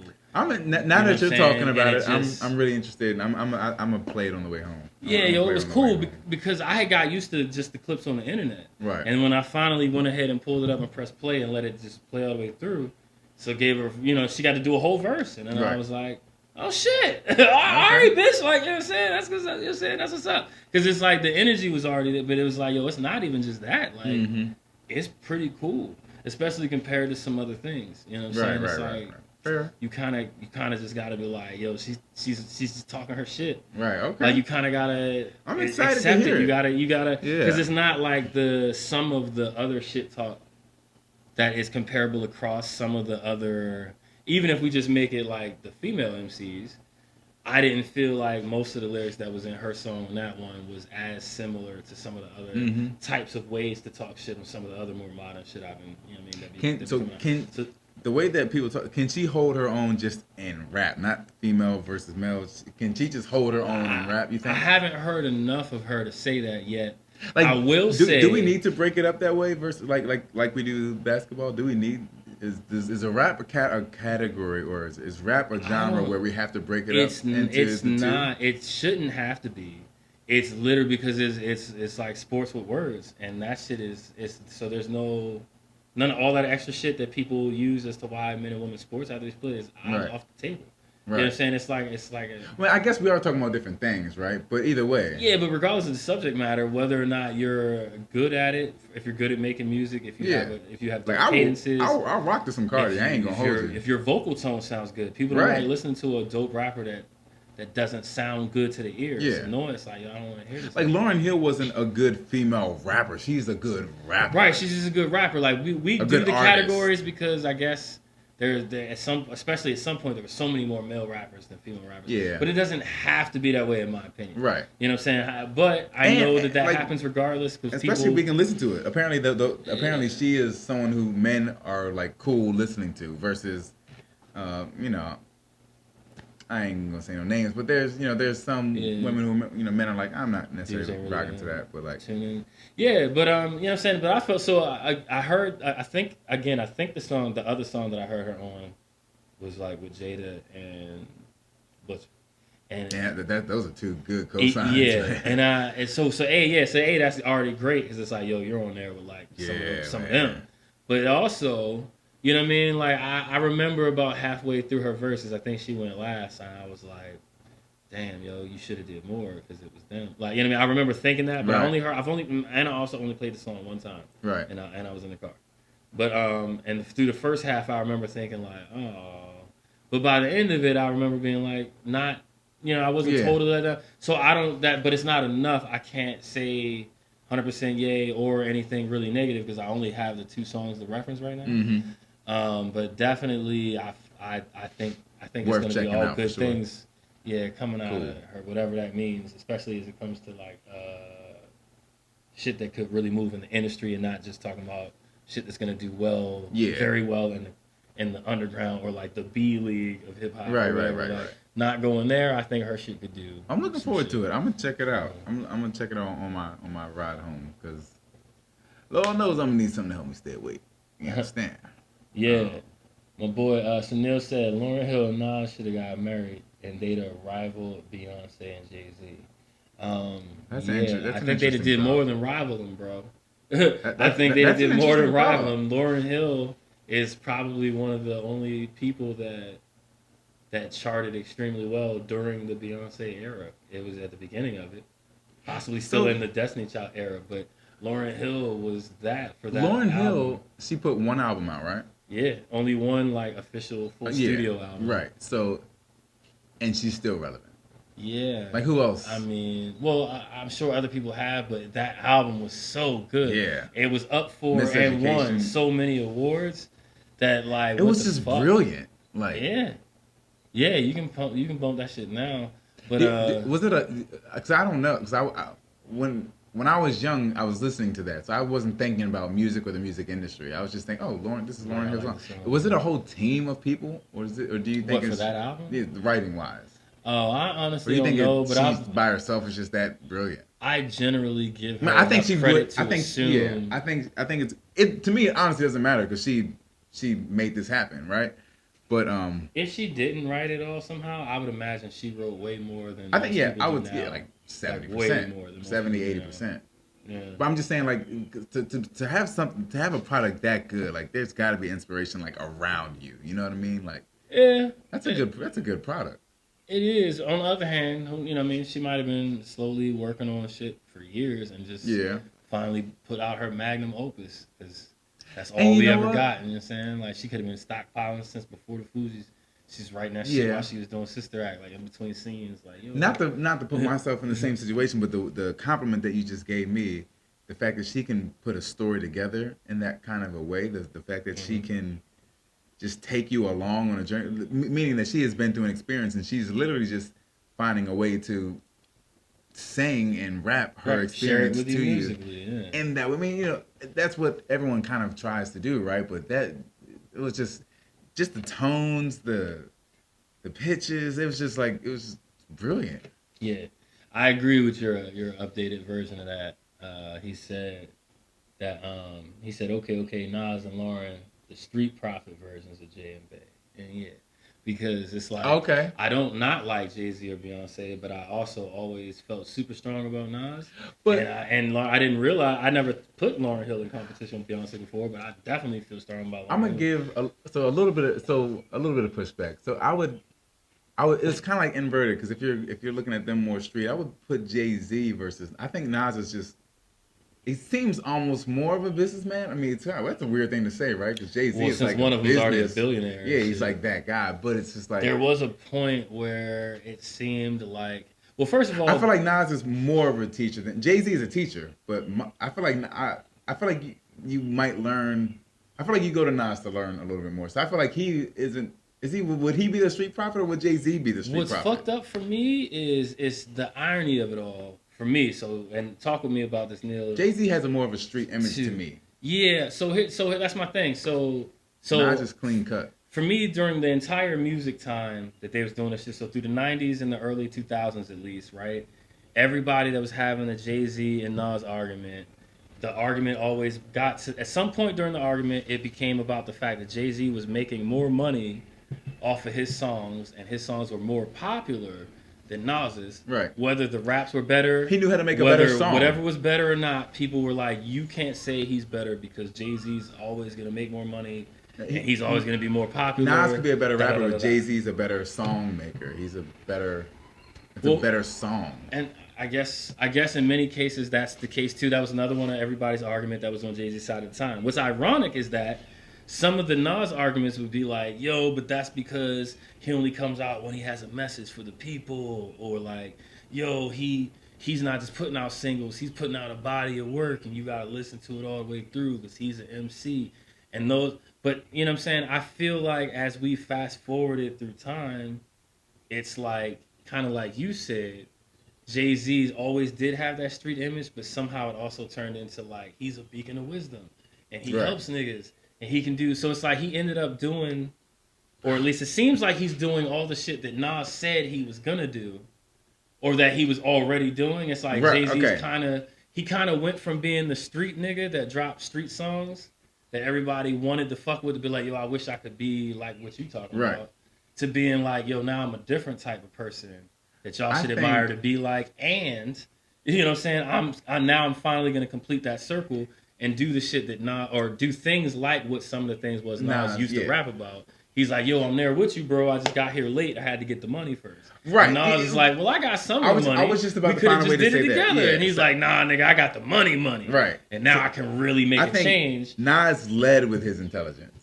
Yeah, he was kind of like a Diet Pac on the right, you know, on the idea part. Yeah, because Pac was really the idea guy. Nas was just kind of like, we'll do it. But and Nas was real smooth with it, and he wasn't super aggressive, at least not to the public or whatever. Because he was also talking about a lot of street shit in the middle of all his little messages. So it's like, well, nigga, really. But Jay-Z's been intelligent the whole time. He's just like, I mean, his music was still intelligent, but it was still, it wasn't so you know, he's not gonna be like T.I. using big words intelligent until later. You know what I mean? How do I want to put him in? He said, put me in, coach. Yo, call. Hey, you can call. Yeah, if you call through Messenger, bro, I will answer it and end the live, and then you'll be a part of the main footage for the either that or for the main show. I'm not sure how else to do it. You could could call my phone. Let me put this back up. Hit one of our phones. I gotta DM you the number. Yeah. And then call me, and then I'll put you on speaker, and then we'll do it like that. So let me see if I can DM. He can be our closer. Oh wait, I can ask him to join the live broadcast, but then it won't really it won't do nothing for our other footage. That's okay.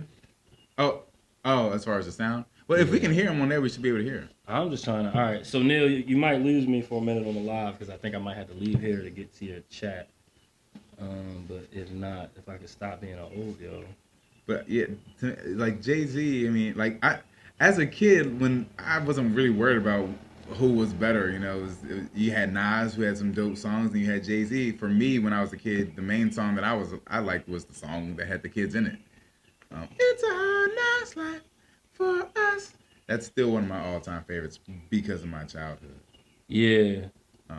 No, that's funny because that came out. I was just gonna say it was around that same era in my mind as like 98 or something. Yeah, which was ironically close to when that Lauryn Hill album came out, and so it was just like a lot of good shit was out.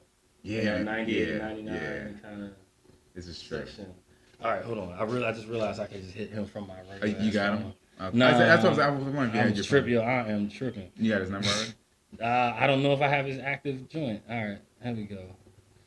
Yo, hold on, let me get you on speaker. Life What's up, bro? Us. It's a hard knocks life. All right, I gotta take one of my earbuds off. Neal, what's good, bro? I know you said you wanted to hit us with a perspective. What you got? What up, Neal? How's it going? Yeah, I can hear you. Can you hear us? Yeah, I got what you I can kind of hear. Put it. Oh, okay. All right, I just put the phone up to the mic so everybody else will be able to hear you. What's going on, Mr. Neal? So I just want to clarify. Like Nas and Jay-Z are like the same dude from two different perspectives. Okay. You know, I'm fair with that. Nas is like the observer. Jay-Z is a participator. You know what I mean? Yeah. Like, Okay. Nas had that knowledge from observation, and you know, putting that through his life filter, I see what you're saying. and spitting it out for a message. Jay-Z was a participator. That was his life filter. And, you know, what he got from his participation is his message. Same with Lauren, same with Beyonce. You know what I mean? Okay. Yeah. I see. Okay. So that you literally meant street prophet. I got you. Okay. Yeah, it did. No, I mean, just influence. You know what I mean? Yeah. Like, so what? Illmatic is, when that was written, were probably Nas's best albums. You know what I mean? Yeah. Reasonable Doubt, probably Jay-Z's best. Fucking Blueprint was probably another one of his best. You know, like, and those are very, very influential albums. Jay-Z has a very extensive catalog, you know. Now, like, Beyonce's, you has struggled to keep himself on top, but Nas has been so influential. He hasn't had to put out so much shit to keep up with Jay because his influence is, you know, on par with Jay's fucking output. You know what I mean? Okay. Yeah. You wouldn't say same thing with Lauren and Beyonce. You know what I mean? But Beyonce, you wouldn't say that hers is more of experience, right? Hers is just more of just writing, right? It's just pop music. More of just output, dude. Output for the money. Output fair. For the money. Yeah. But versus Lauryn Hill has experience to me, or you know, is sharing her experience. I don't know that Beyonce is really sharing experiences in her Maybe now. I think maybe now, but not the early music. You know what I mean? Yeah, some of it may have been. Beyonce is selling feel-good moments. Yes. That's what pop music is. For sure. Feel good in the moment. Yeah. Lauryn Hill was like another brilliant teacher. Like another Nas, another her Jay-Z, album kind of did. Yeah, you're gonna sit in your room and cry like Erica. Yeah. Like she's really trying to tell you something.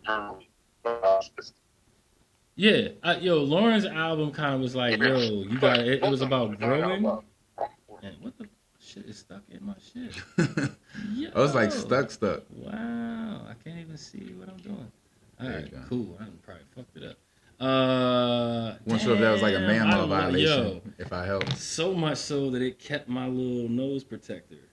Like that joint ain't gone. It's part. That joint is part of the lock now. Damn, son. But yeah, I definitely agree. But see, I look at Lauryn like she's right on par. She's right on cue with Nas and Jay-Z as far as a prophet, you know. But Beyonce is like you were saying, she's feel good for the moment. Yo, I feel like don't get me wrong. I want to fuck both of them. Don't get me wrong. Here he goes. And I'd love to have Nas's influence with Jay-Z's money. You know what I mean? But yeah. I know it's two different facets of hip hop. It's influence and it's money making. You know, which are two very, very fucking integral parts of being a successful, you know, artist in the hip hop industry. So not having ever previously thought about Lauryn Hill in that mix. Right. I always thought that I was always blown that the Khalees thing didn't work out because even though she wasn't going to be able to compete musically, cool voice. I love that rasp just when she talks. I like her talking voice, and she's a good look. Like she's literally still a good look. And I was like, yo, that's crazy. Like so much so that it's wild to me that niggas was so lost in Beyonce's good looks that they couldn't see that Khalees was an amazing look physically. I feel like we saw Khalees. But the niggas I used to argue with, the niggas I used to argue with that was on Jay-Z's dick was like, yo, Beyonce's way better. Khalees is trash. She's trash. And I'm like, yo, are you a man? Like, what the fuck? Are you looking at that? Is just that tribal behavior. That's just like what niggas thought they had to say. Behavior. It was making me. I'm like, yo, don't fuck the music. Beautiful. Fuck women. the music, yeah. right? But it was like, yo, we're not talking about who did a better album. I was just like, which one of these bitches look better? Was it Bill? Like, yo, she's trash. She's trash. Like, how is she trash? Who are they talking about her with now? Bill Murray. Bill Murray's apparently he knows. Apparently he knows. Yeah. He found all the golden nuggets. Yeah, like still to this day. She's a beautiful woman, yeah. Bro, yeah. Like she's never not been beautiful. I followed her Instagram. I be like, oh shit. But so going back to motherfucking Bill Murray, son. Motherfucking Bill Murray, son. Right. She called it ghost. Spending Nas's fucking, what is it, alimony. Right. Yeah. Shit, and he don't even need it. Out here busting ghosts with Nas's alimony and shit. Going back to Lauryn Hill. Yo, wait. Because he's so old, I got one for y'all. Okay. Because he's so old, you know what I mean, and he's getting up with Khalees, does that make him a ghost buster? Because he's, you know what I'm saying? Y'all get it? Okay. Oh, he's ghosting him. He's ghosting him. It's just like he's Ghostbuster. He's a Ghostbuster. Oh, shout out. Fucking absent. Hashtag Bill Murray, the true Ghostbuster. The true Ghostbuster. I'm just wondering, is Bill Murray robbing the cradle or is Khalees robbing the grave? Well, it's what is it? 40 years apart. About 40, give or take 5. I'll go with the grave. She's like, I'm fucking Bankman. Right, because she's a full-grown adult, so it's not necessarily robbing a cradle. She's older. I mean, it might be the grave. She's older than me. But I give it a little bit of both. I think they both have they both get something from it. You don't know. What's crazy is that Al Pacino shit. It brings up an interesting question. That's true. Hear me out. It brings up an interesting question. Is she trolling the fuck out of Nas? Is Bill Murray like Nas's favorite fucking 80s hero? Yeah, she found out like over a wine dinner in like, 2007. This motherfucker, Egon died, so I'm gonna go get this motherfucker Harold Ramis out of here. Yeah, you never know. Egon's gone. I'm gonna get me some Bankman. Bro, honestly, I was thinking they probably not even dating, but they just wanted to let people run with it because it was getting media, funny. And they was like, "Fuck it." Yeah, you know what I'm saying? Like they smashed at least once. We all know that. I mean, Bill. They've been in multiple places together, so that's what makes it interesting. Bill Murray can forever fucking shake Nas's hand and be like, "Yo, I fucked your ex." Right. Like and I'm more famous the than you. The good ex. I feel like they'll be okay. I feel like they'll be okay with that. But so I'm gonna bring it. So real quick, who would if we're looking at Beyonce and Lauryn Hill, who's the side chick? That's horrible to say. Rough. But I feel like Lauryn Hill. I feel like Lauryn Hill's gonna be the wife. But then again, she was a side. So I don't want this episode to sound like I'm a person that doesn't fuck with Beyonce, but you're making these questions tough. That's a tough thought. Like, what's the question? My shit cut out. He said if you were he said between Beyonce and Lauryn Hill, who's wife and who's side chick if these were opportunities. Oh yeah, Lauryn, Beyonce, in that order. Yeah. White side chick. Yeah, because you know what I'm saying. First of all, white side chick. There's been so long of a period of time that I was looking at Lauryn Hill. Before I even knew Lauryn Hill was Lauryn Hill, I was watching Sister Act like, damn. Right. That bitch is, kind of like, I don't know why, but okay. You know what I'm saying? And then, it's rough. And then she got like the dread thing, and she's got like the chocolate thing going on. Like, that's hard to turn down, bro. Those are like really good things. Especially at the time. Those are really good things, bro. You fuck things up with, that would like bust your shit for you, and then you fuck it up. And then, like, Beyonce's like your, trade up that you got. Like, right. Everybody else thinks that you're winning. And you're like, oh. However, you try to pass your joint. She's like, no, I ain't touching that. Police are coming. No. Yeah. Whereas Laura would be like, just give me a shit. I'll hide it. Like Goodfellas. Yeah, for sure. Like, oh, shit, Lauren, I feel like Lauryn Hill would be so down Beyonce's like, it's not gonna last Beyonce, but if you're doing shit like that, Beyonce's gonna like consult her mom and be like, "What would you like? Why the fuck?" They both gonna talk shit to you about it. Yeah, Laura's mom might hit you, be like, "Yo, what the fuck?" Beyonce's mom might sue you, scream at you in public on TikTok. Oh yeah, we don't got no energy for that. She does. She seems like she tries to keep it private. I think Beyonce would keep it private. She might be really down. I don't know, because Solange fucking. That's the whole album. There's a limit. That's Solange about some shit. Yeah, though. But the album is like he said. Yeah. I'm just saying it exists. I don't care. Yeah. I'm just saying that we can't give a nigga a blind pass for privacy, and there's an album about infidelity. Right. That's the one person you got at least question. I think they both use that. I don't think side chick energy, yo. I don't think she would do it without. I don't think she would do it without. That is side chick energy. Shout out to the side chick energy. I'm gonna start hashtagging that shit. Side chick energy. I don't think she would do it without consent of Jay-Z though. Yeah, that side chick energy is that's an interesting that's what I'm question saying. to ponder on. That's what Beyonce's got, side chick energy. Right, and why? Well, you ever seen that comedian Robert Powell or whatever he's talking about Jay-Z? Like, he's like, the motherfuckers probably dodged a million pussies. You know what I mean? Mm-hmm. And he was like, yo, if somebody drops Skittles out the fucking ceiling right now, like a million of them, you probably catch 5 of them by accident. Right. Without even trying. He was like, you know how much pussy's been thrown at Jay-Z? A million chances, and he fucked like 4 or 5 chicks. He's like, that's like 0.01. Right, it shouldn't even count. Yeah, he's like, it's not even a percentage. Not to mention all of the broke ass niggas and nobodies that cheat all the time, and they don't even have as much power, influence, or as much approaching the main thing as he would. If you're Jay-Z, you can be honest though. That's the thing. If you're Jay-Z, you can be honest. You give her the chance to say, hey, this is kind of what I'm thinking. You just have to be honest and make her not look like a fool in front of people, and I think you'd probably be fine. I don't know. Yeah, well, see, Jay-Z's got enough bank account, reinforcement to be able to be that honest. You know what I mean? Like, he can step to women like that. Like, hey, this is what it is. I'm telling you, it seems to be fine. If you're just honest with women, that's all they really want. Shout out DJ Rocky. They might go crazy at the first day or two, but after a while they might listen to what you said and give it a little bit of thought.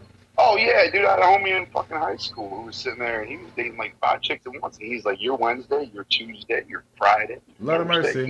And he was like, and I'm seeing 4 other bitches, so if you want to be on board, let's go. And he got turned down a lot, but he also had a lot of women, right? And he's like, I just tell him, want to rock with it or not, Like, and that motherfucker had no money. He was eating Oreos in my kitchen, you know what I mean? Like, he had no money. So, Yeah. I don't know. Right now, Oreos are $5.26. Like, bruh, shit's brutal. That's what I'm saying. This dude was broke and he was eating mine. Oh, okay. I got you. Bro, you owe me like after the second cookie. I need like $1. Yeah, I'm gonna start taxing you like, bro. Like, get the fuck out of here. 2 cookies is 140 calories. After that, we gotta cash out. Yeah. Well, I don't know. You know, Beyonce and Jay-Z are the most sensible, like, music industry power move. Oh yeah. You know what I mean? That's a business relationship. That's what it felt like in real time when it came together. At the beginning. That's what still feels like, yo. Yeah, because then they immediately they took Tupac's song and put that shit out, and I was like, boo, this is some bullshit.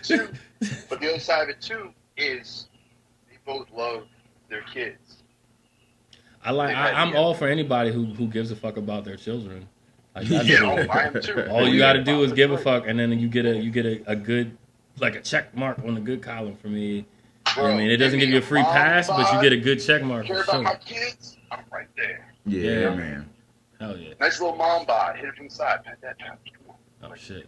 Yeah. Word. and on that note. Right. So look, I got a cool little segue to get us to another music question, and then we'll probably have to wrap the episode up because we came in late. But yo, I love that you called in. Yo, we should do this more. Like Nikola Jokic, it's time to go home. If you're free, we're gonna try to do this on the same day. I'm telling you, stop by, man. Come fucking smoke a joint and chill. I'm with it, bro. Talk about some hip hop. I'm with it. I'm some freestyles. Come tonight. I got nothing going on. Well, you in town though, right? I'm in Cherry Hill, yeah. I'm down there. Well, that's dope. I'm not at my house right now though. I'm out the county tonight. Well, when you get closer to your house, give me a holler. Yeah. And I'll tell you what outdoors. Hell yeah, bro. I'm with it, man. We're gonna but besides that, I'm with that. I'm with you. I'm gonna be there. But also, whenever you want, man, join us on this because this has been cool. But I wanna. Yeah, no doubt. Yeah, I got stupid, forgettable hip hop knowledge. Good. Shit, share it with the fucking world, bro. I wanna do the segue thing. So you were talking about Beyonce. She's been in some music movies. And I wanted to ask. Austin Powers, wasn't she? She was in one of the Austin. She was in the Gold member joint. She's like, I love gold. The gold. Yeah, I think I've jerked off that movie a couple times. Because she was wearing the little skateboard joints. Yeah. But if Khalees was in them joints, though, it would have been like, oh shit. But anyway, okay. So she was in some music movies. I got on this shirt today. So the question is, what was a better movie, The Temptations or The 5 Heartbeats? If you're in the chat, talk to me. If you get there later, talk to us. If you see this, whenever you see this, talk to me in the comments. Neal, what was better, The Temptations or The 5 Heartbeats? Temptations. Okay, we'll address that in a moment, sir. Okay. So as a youngster when these movies came out, I can't recall watching the whole entirety of The 5 Heartbeats. Okay. I think I watched most of The Temptations. So I think I'm gonna go Temptations. I remember more of The Temptations. Nobody gonna say nothing in the chat. All right, so I appreciate both of those comments. Also, you're both wrong. And let me tell you why. I don't really have a way to prove it. Temptations were actually real. I don't care. That makes the other one even more impressive. They just had to write some shit. Yeah, because no one knew that they were fake until like a couple of years ago. Yeah, everyone thought that was a real group. And shout out y'all. I don't know if you remember because you might not have seen the whole thing. But if you remember the scene where he's singing the song with his sister and they're grabbing the paper off the floor. I saw the whole thing about that movie. So you remember in The 5 Heartbeats when him and his sister are singing the song and they're putting the papers together in the room. And just making it happen out of thin air, right? Apparently, they told him to cut that scene from the movie. They was like, fuck that. And then he was like, okay. And then he didn't cut it because he knew it was going to break that girl's heart that acted her ass off in that scene. And literally, I can't call it a top scene in the movie because it's such a great movie that there are no top scenes, but it is. You know what I'm saying? Yeah, like, and that shit wasn't even supposed to be there. And you know when it's a Robert Townsend movie, it has the lowest budget there is. So it's like... it was still great. That's all. I'm just giving it some. I don't know if it was 4 hours long. Meteor Man. Yeah, Meteor Man was very that's a different realm of movie, I think. But it was still him. He was still the fucking director or producer or whatever the fuck. I feel like I used to watch that one as a kid. Yeah. If I'm thinking about the right one. Honestly, I think I watched that once and a half. Is that the small mini fro with the mustache? Yeah, it's the one where Robert Townsend is the superhero. Right, okay. One of the singers from the Five Heartbeats is wearing that green and gray shit, and he was like the bullets with the fucking the blonde. I remember that movie more. I remember loving that movie. Hood Superman. Yeah, I remember loving Superman. that movie. It was like fucking Duke from Little Shop of Horrors met. I used to watch that like over and over again as a kid. I love that movie. Yeah. I mean, the concept was great. All that shit was cool. I'm just saying, you remember them '90s budgets that they were willing to get to them, and it was like, you got to make it work, fam. You had to make it work. Let me ask you a question. Yeah, that's that shit. Who's the better group, OJ's or the Delphonics? Oh, is that Delphonics? I'm gonna go Delphonics, cuz. You gotta give me. I'm thinking OJ's. Give me a Delphonics song. Give me one of the. Isn't that Bet You By Golly Why? Huh? Isn't that Bet You By Golly Why? Oh, that's a good. Yeah. Oh, yeah. Yo, that's the shit. You can't fuck with that. I don't give a fuck what them other niggas got. Off top. Shout out to my Aunt Curlin, nigga. Fuck what? that's one of them ones, bro. I'm not gonna go Google with it or pull up but you know what I'm saying. I know that off top. OJ's I'm familiar. But bro, the Delphonics is that's not Waiting Until the Night, is it? That's a different song. So you're not as familiar with the OJ's discography as you are with the Delphonics. Is that what you're telling me? I guess you could say that, but I do have the entire discography on my hard drive in the house of both. I've got the entire discography of OJ's pretty much on vinyl. I think I'm gonna go. Oh well, you better than me on the vinyl. I'm gonna go OJ's. But I got the digital shit. I would have to ask my You'll parents. hit me with I got the real shit. I got the shit that'll make some money. Hit you with the real shit. Yeah, I ain't mad, bro. I know you the often. I try to tell everybody you the real deal and shit. I'll go OJ's on it. OJ's? No, yeah. I think because based on what two songs? So based on just my memory of so when I was nostalgia. Yeah, pretty much. Nothing real. Because when I was young, I didn't know the names of people. I didn't know the names of all these songs I was listening to. My father only listened to 95.9, so I just heard the music. I didn't know who was singing, but I heard the name OJ so much. Ask him who he likes better. I'll ask him. Next time you talk to him, if you remember. I'll ask him. I would love for you to let us know when we post the shit or. Hey Siri, remind me to ask Pops who he likes better, the Delphonics or the OJ's. One for the OJ's, one for the Delphonics. Yeah, that's what it sounds like over here. Who did you pick? It sounds like you picked the OJ's. The way you worded the question sounded like you were picking the OJ's. Yeah, he picked the OJ's. OJ's. Yeah, fuck yeah, I'm gonna pick the OJ's, man. Based off this discography, come on. I like the way you said that. Who am I? The transitions and that shit. Come on, dude. I'm not saying anything bad about him, but and transition. No, I'm not either. I'm not either. I know you're not. Temptations and the Five Heartbeats are I get pretty it. much the It's same tough. fucking movie. Yeah. I know. Just like Lauryn Hill and Nas being together is just like Jay-Z and Beyonce being together. Yeah, it's wild, right? It's like this is all a simulation. Shit just makes sense. Shit just makes sense. Right. Some shit shit just makes sense. Peanut butter and jelly. I feel like Lauryn Hill's too much of a legend to be with another person. Fluffernutter, peanut butter. Air it up. Peanut butter jelly time. Speaking of time, it's about that time. Yeah. Well, yeah, wrap it up. Do what you gotta do. Pin, if you want to fucking come through later on this evening, do some fuck shit. That's fine. We can rap and talk about shit further. Yeah, I'm gonna hit you, bro. Damn, Neal, you just gonna exclude me like that? Right. I'm gonna hit you, give you some updates and shit, but we're gonna figure it out, bro. I'm definitely gonna get my ass over there. What if I wanted to hang out, Neal? Like, I was talking to Ryan. He's like, yo, he lives like a street down. What? Yeah, no bullshit. Once I gotta do a thing or two, and then we're gonna do, and then it's gonna be lit. Walk my ass to your house. Facts. Definitely facts. I didn't know you got that close. Hey, no problem, brother. I appreciate you tuning in. I mean, if you ever want me to come in live and do in-person appearance, I will. Yeah, bro. You know, we about to do some things, man, because the location for where we shoot is gonna, alternate and all kinds of shit, man. We gonna do it. It's whatever. Everything's remote now, mobile, so you can shoot wherever.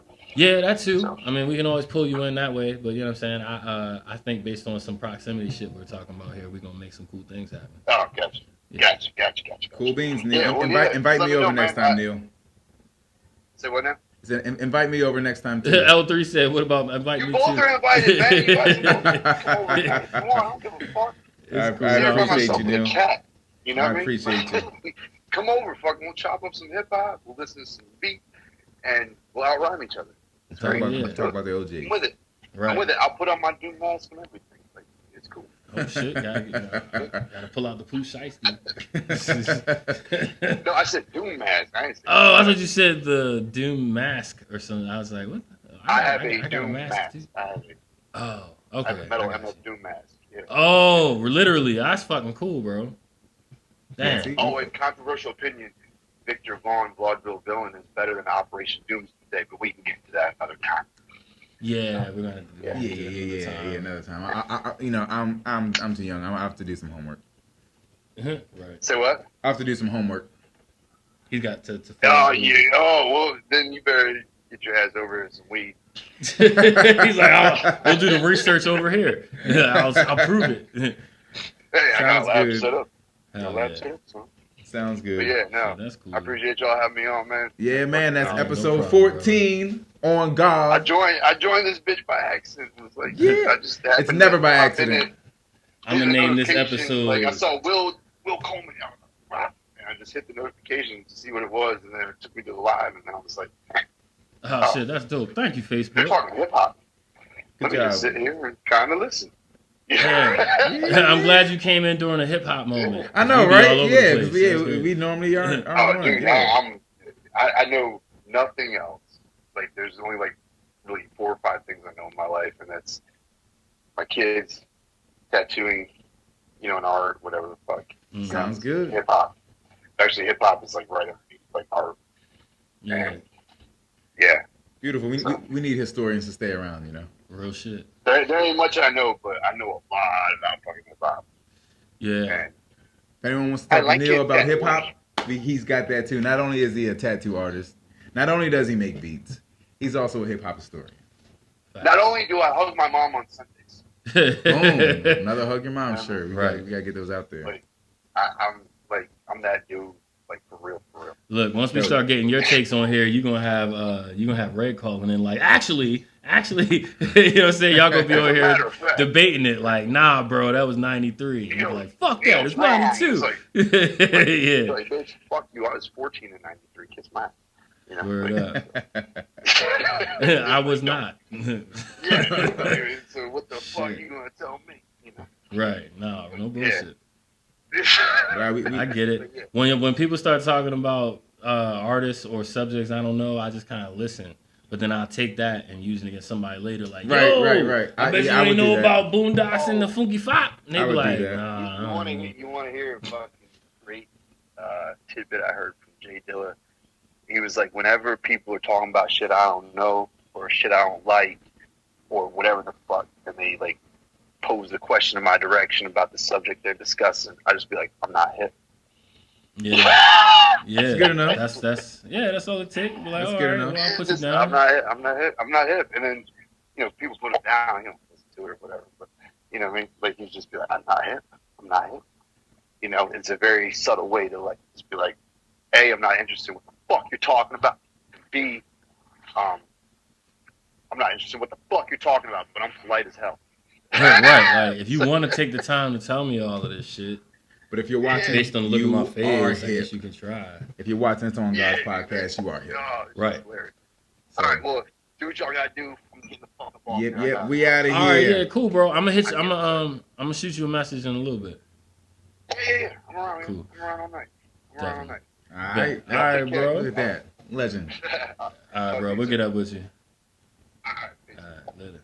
There we go. Shout outs. Y'all heard from the man, the legend himself. Neal is in the was in the motherfucking building. I'm sure he's still here technically. Get it, my man, y'all. He's dope at what he does. You can fucking trust and believe that shit. Appreciate y'all stopping in tonight. You got anything for the people? Nah, that's it. Episode 14. Also, August 19th.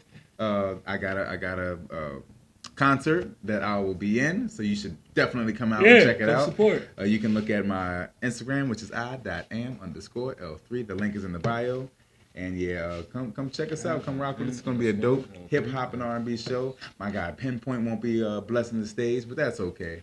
So we will have some dope artists, So we'll be there. So you can meet. Come on out. You can meet some of the guys. August 19th.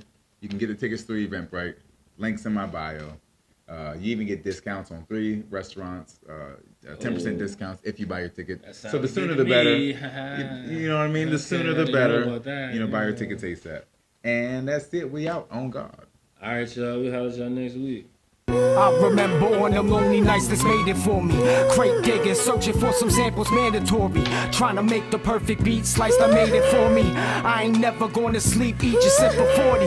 Takes me back to beach street shit that made it for me.